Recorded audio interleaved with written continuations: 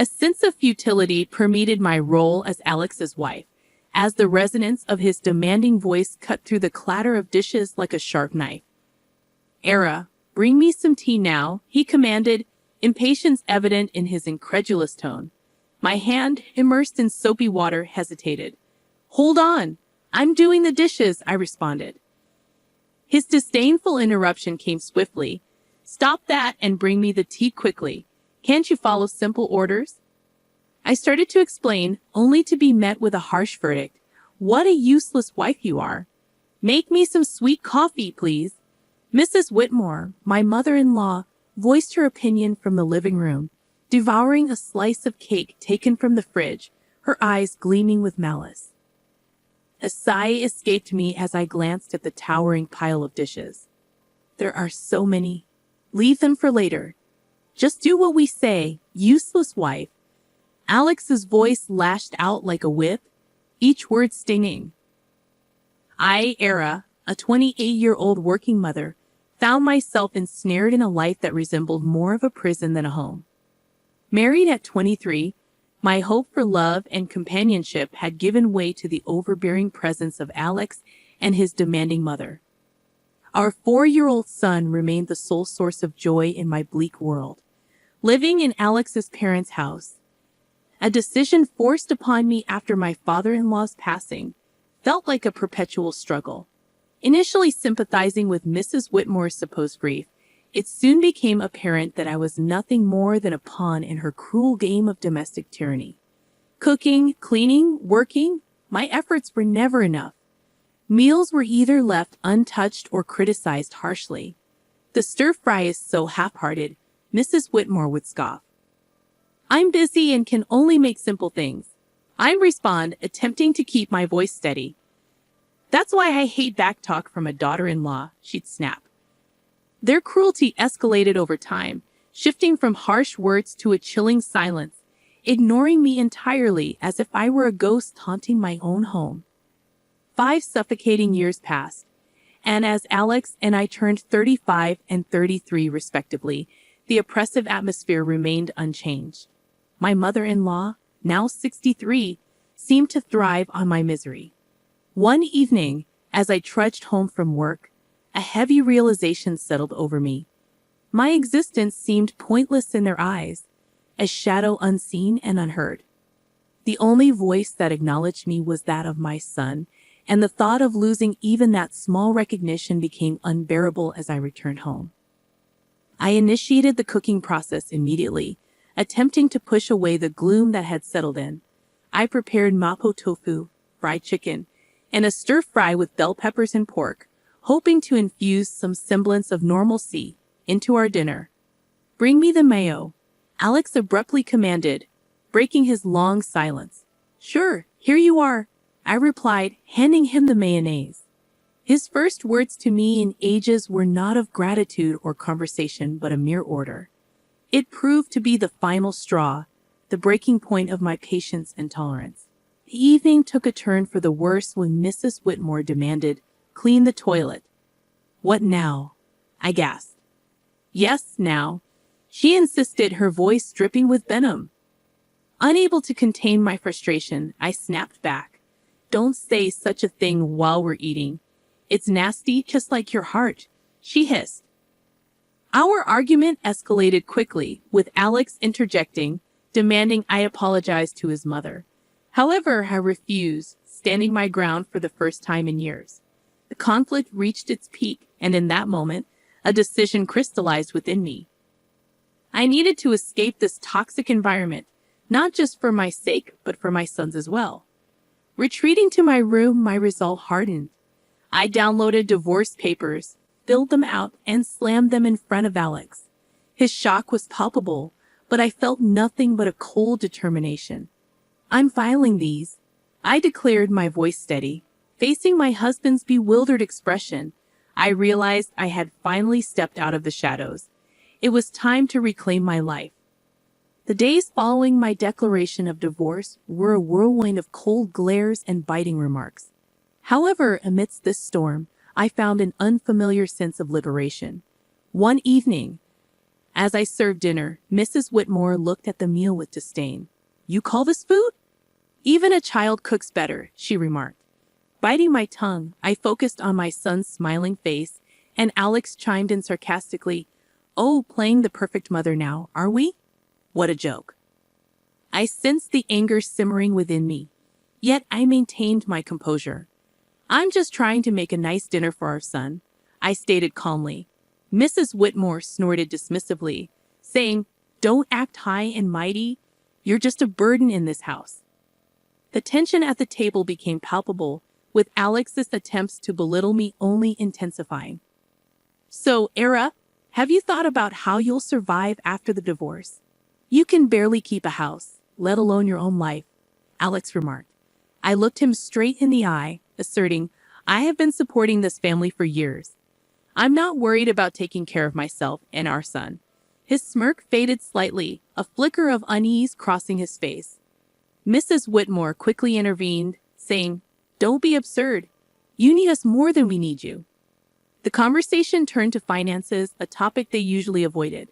"You do realize that without my salary, this household would crumble," I stated, more to myself than to them.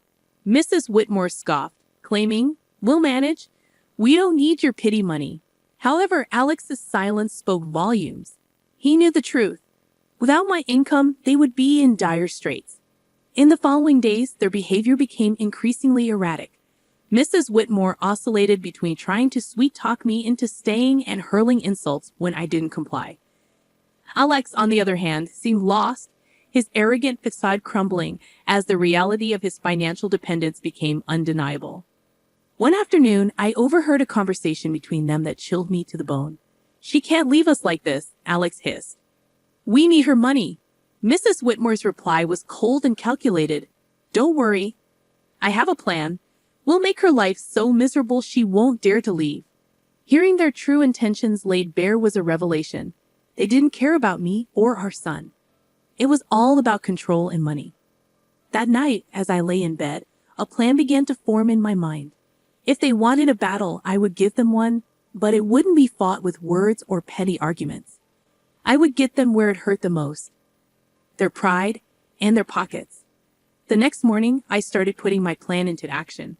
I contacted a lawyer, a sharp and renowned woman. "I want a divorce, and I want to make sure they don't get a penny more than they deserve," I told her. She nodded, her eyes glinting with determination. "We'll make sure of that. You've been the sole breadwinner, right? We'll use that." As the days passed, my resolve only grew stronger. I embarked on the task of documenting everything: the insults, the financial manipulation, even the smallest grievances. It was time to turn the tables, time for them to face the consequences of their actions. As I built my case, a sense of empowerment filled me. For the first time in years, I felt like I was in control of my own destiny. The shadows of discontent were slowly lifting, and in their place, a new dawn was emerging. As the divorce proceedings began, the atmosphere in the house grew increasingly toxic. Yet with each passing day, my sense of fear diminished, replaced by a steely resolve. One evening, Mrs. Whitmore tried a different tactic. "Alara, dear, why don't we forget all this nasty business?" You know we're family, her words dripped with insincerity. I met her gaze unwaveringly. "Family doesn't treat each other the way you've treated me," I responded. Alex, who had been quietly observing, scoffed. "Oh, playing the victim now. You're not as innocent as you pretend to be." I felt a surge of anger but kept my voice calm. "I'm not playing anything, Alex. I'm just no longer willing to be your scapegoat." The conversation turned, as it often did, to finances. "You think you can just take our son and leave? How will you support him?" Alex challenged. I smiled, a small, confident curve of my lips. "I've been supporting this family for years. I think I can manage." Mrs. Whitmore's expression twisted into a sneer. "You're nothing without us. You'll come crawling back." Their words no longer held power over me. I knew my worth, and I knew the truth. The next day, I met with my lawyer again. She laid out the strategy clearly. "We'll expose their financial dependency on you. It will play a crucial role in the custody battle and the division of assets." I nodded, feeling a sense of vindication. The law was on my side, and I was ready to fight back. At home, the tension reached a boiling point. Mrs. Whitmore's attempts to undermine me became more desperate. "You think you're so smart," she spat one evening, "but you're just a cold-hearted woman abandoning your family." I looked her straight in the eyes. "No, I'm a woman who's finally standing up for herself." "I'm done," I declared. Alex jumped in, his voice laced with venom. "You'll regret this. You can't survive without me." However, his threats fell on deaf ears. I was done being intimidated. As the days went by, my preparations for the court battle intensified. I gathered financial statements, recorded their abusive remarks, and collected evidence of their negligence. One afternoon, as I was organizing my documents, my son came to me. "Mom, are we going to be okay?" His voice was small, uncertain. I pulled him into a hug, feeling a surge of protectiveness. "Yes, sweetheart. We're going to be just fine. We're leaving this place, and we're going to start a new, happy life. Just you and me." His arms tightened around me, and in that moment, I knew I was making the right decision. I was fighting not just for myself, but for my son's future. The day of the court hearing loomed closer, and with it, a sense of impending freedom. I was ready to face Alex and Mrs. Whitmore, ready to end their reign of control and emotional abuse. I was determined to reclaim my life and give my son the peace and happiness he deserved. It was time for justice, and I was determined to see it served. The day of the court hearing arrived, a day I had been anticipating with a mix of dread and determination. As I sat across from Alex and Mrs. Whitmore in the courtroom, I felt a sense of surrealism. This was the moment where everything would change. The proceedings began with a cold formality. Alex's lawyer portrayed him as a devoted husband and father struggling under the weight of false accusations. Mrs. Whitmore played the part of the grieving mother-in-law wronged by an ungrateful daughter-in-law. However, their performance was transparent, their lies brittle. When my turn came, I spoke clearly, my voice steady. "I have been the sole provider for this family for years. My husband's employment and his mother's manipulation have been constant sources of strain." Alex interjected, his voice laced with false hurt. "Alara, how can you say these things? I've always supported you." I turned to him, my gaze unwavering. "Support is more than just words, Alex. It's about actions, and your actions have shown nothing but selfishness and cruelty." The judge listened intently as I presented my evidence. Financial statements, recordings of their verbal abuse, and testimonies from neighbors who had witnessed their behavior. The truth was undeniable, and as the evidence mounted, Alex's facade began to crumble. Mrs. Whitmore's composure cracked, her mask of innocence slipping away. The courtroom was silent, the air thick with tension. Then came the revelation that sealed their fate. My lawyer presented photographs and documents proving Alex's infidelity and Mrs. Whitmore's illicit affair with a wealthy neighbor, Mr. Harwood. The courtroom erupted in murmurs as the images were displayed, showing them in compromising positions. Their deception was laid bare for all to see. Alex's face turned ashen, his eyes wide with shock. Mrs. Whitmore's expression twisted into one of fury, her hands trembling. "You invaded our privacy," Mrs. Whitmore shrieked, her voice shrill. I looked at her, my voice calm but firm. "No, I exposed the truth. A truth that you both have been hiding for too long." The judge called for order, but the damage was done. Their credibility was shattered, their lies exposed in the harsh light of the courtroom. As the hearing came to a close, the judge's verdict was clear. I was granted full custody of our son, and a fair division of assets was ordered. Alex and Mrs. Whitmore were left with little more than their shattered reputations. Walking out of the courtroom, I felt a weight lift off my shoulders. The years of manipulation and emotional abuse were finally over. I had stood up to my oppressors and emerged victorious. The sweetest moment came when my son ran into my arms outside the courthouse, his face bright with relief and happiness. "We did it, Mom," he said, his voice filled with joy. "Yes, we did," I replied, holding him close. "We're free now. It's just the beginning for us." As we walked away hand in hand, I knew that this was not just a victory for me. It was a victory for every person who had ever been made to feel small, powerless, or unworthy. It was a victory for truth and justice, the start of a new chapter filled with hope and the promise of a brighter future. The aftermath of the court ruling was immediate and tumultuous. Word of Alex and Mrs. Whitmore's deceit spread like wildfire, tarnishing their reputations in our small community. They were no longer able to hide behind their facade of respectability. In the days following the verdict, societal judgment and consequences awaited them. I concentrated on rebuilding my life with my son, finding solace in the satisfaction that Alex and Mrs. Whitmore were facing the consequences of their actions. One evening, as I prepared dinner, I received an unexpected visitor, Mrs. Harwood, the wife of Mr. Harwood, with tearful eyes. "Alara, I heard about everything.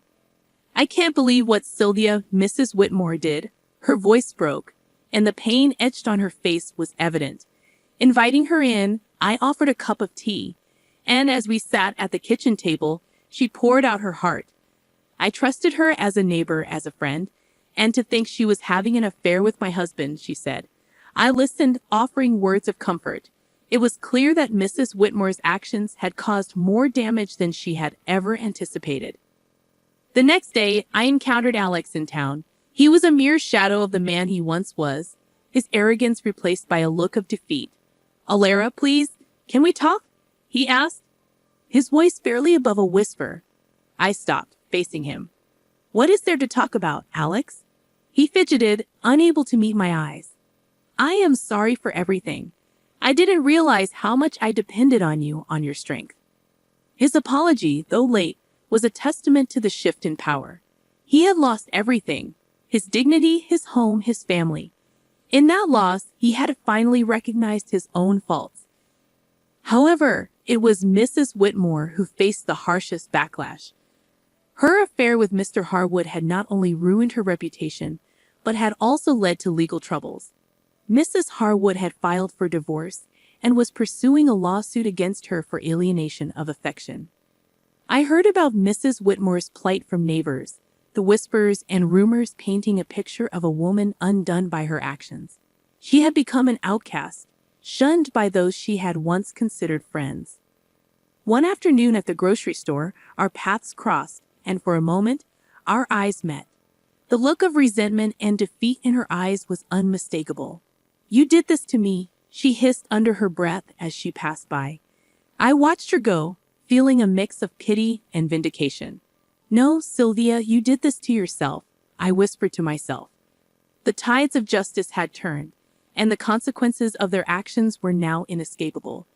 Alex and Mrs. Whitmore were living the life they had crafted through years of deceit and manipulation, and as I watched them struggle with the aftermath, I knew that the best revenge was living well, free from their toxic influence.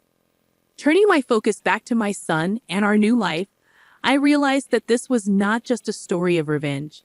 It was a story of liberation. It was about breaking free from the chains of abuse and control.